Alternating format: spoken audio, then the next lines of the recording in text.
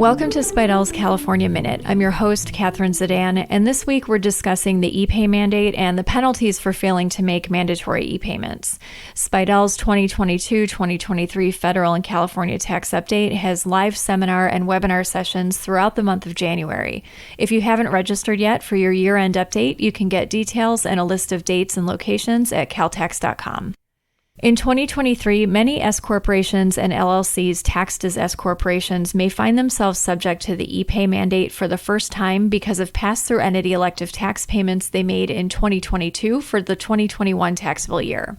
California imposes a 10% penalty against corporations that are required to make their tax payments electronically and fail to do so. Keep in mind that pass-through entity tax payments can only trigger mandatory e-pay requirements for the entities, not the owners. For entities making large pass-through entity elective tax payments, the penalty can be significant. For example, a taxpayer subject to the e-pay mandate that pays a $250,000 pass-through entity elective tax payment by check would be subject to a $25,000 penalty. It's critical that your clients understand the consequences of not complying with the e-pay mandate. Once an entity is subject to the mandate, all payments to the FTB are required to be made electronically or they'll incur the 10% penalty. The FTB was willing to provide reasonable cause abatements last year for taxpayers that made payments by check because of confusion as to whether pass-through entity tax payments were subject to the e-pay mandate. But it's unlikely that reasonable cause abatement will be granted in this situation going forward.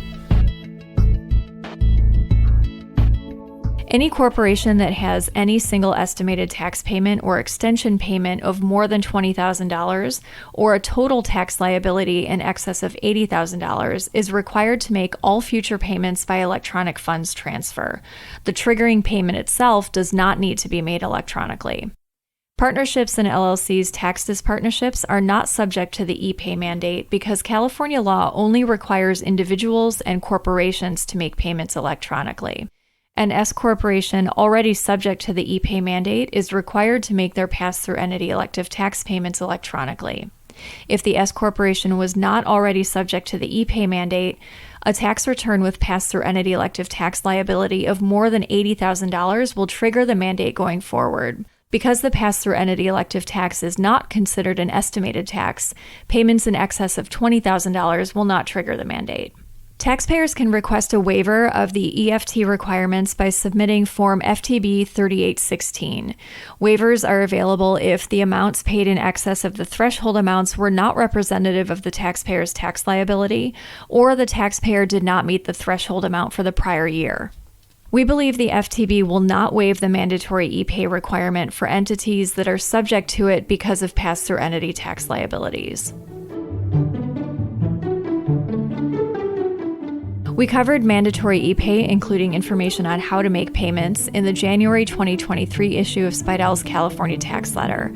For information on this monthly publication, go to caltax.com and click Publications. That's all for this week. Join us next time for another episode of Spidell's California Minute.